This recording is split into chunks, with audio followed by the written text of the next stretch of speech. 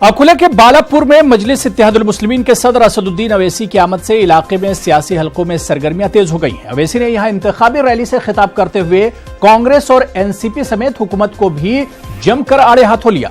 अवैसी की इस रैली से मजलिस उम्मीदवार doctor Rahman Khan vote bank में इजाफे की उम्मीद जताई जा रही है।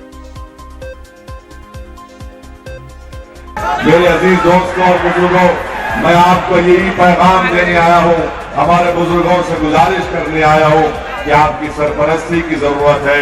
मैं नौजवानों से अपील करूंगा कि 21 तारीख के दिन अपने वोट का इस्तेमाल करिए और पूरे अपने अफराद खानदान को लेकर पोलिंग बूथ पर जाइए।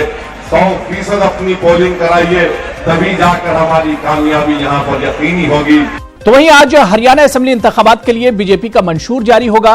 बीजेपी पार्टी के वर्किंग सदर जेपी नड्डा, वजीर आला मनोहर लाल खट्टर और दीगर बड़े लीडरान मंशूर जारी करते वक्त मौजूद रहेंगे। मंशूर जारी करने के लिए चंडीगढ़ में प्रोग्राम का इनेकाद किया जाएगा, जिसमें कई बीजेपी के बड़े लीडर भी मौजूद रहेंगे।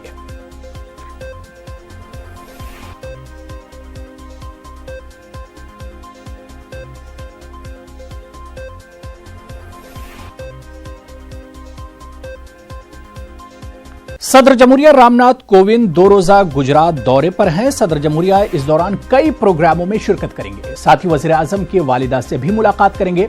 सदर जमहूरिया आज महावीर जैन आराधना केंद्र भी जाएंगे। कोबा में वाक़ इस मरकज के अहाते में जैन मंदिर, लाइब्रेरी और म्यूजियम है।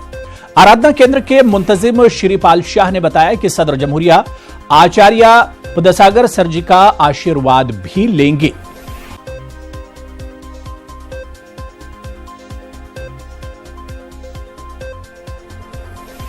छत्तीसगढ़ पुलिस और एसआईटी ने मुश्तरका तौर पर एक बड़ी कार्रवाई की है। ममनुआ तंजीम सिमी के एक फरार मिलिटेंट को छत्तीसगढ़ पुलिस और एसआईटी ने हैदराबाद एयरपोर्ट से गिरफ्तार किया है। यह मिलिटेंट 2013 के बोधगया और पटना धमाके में मुलजिम है।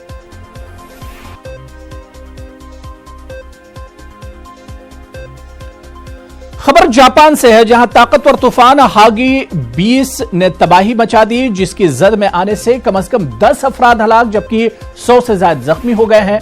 तूफान की वजह से 17 अफराद लापता बताए जाते हैं। बताया जा रहा है कि 216 किलोमीटर फी घंटे की रफ्तार से हवाएं जारी हैं और मुल्क के कई इलाकों में भारी बारिश और लैंडस्लाइडिंग भी हुई है। जापान हुकूमत ने हॉगी तूफान से निपटने के लिए पुख्ता इंतजामात किए हैं और काफी पहले एडवाइजरी भी जारी कर दी गई थी। तूफान के सिलसिले में पूरा मुल्क हाई अलर्ट पर है। खासतौर पर टोक्यो और 6 सूबों में बड़े पैमाने पर हाई अलर्ट जारी किया गया है। फिल्मी दुनिया की हमाजहत शख्सियत के मालिक किशोर कुमार की आज यौम वफात है। किशोर कुमार ने 13 अक्टूबर 1987 को दुनिया को अलविदा कहा। अब्बास कुमार गांगुली यानी किशोर कुमार 4 अगस्त 1929 को मध्य प्रदेश में एक बंगाली खानदान में पैदा हुए।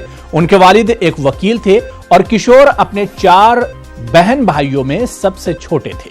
मुंबई टॉकीज की फिल्म जिद्दी में इन्हें पहला गाना गाने का मौका मिला। किशोर कुमार ने तकरीबन 81 फिल्मों में बतौर अदाकार काम किया, जबकि 574 फिल्मों के लिए उन्होंने गाने गाए। किशोर कुमार को कई एजाजात से भी सरफराज किया गया।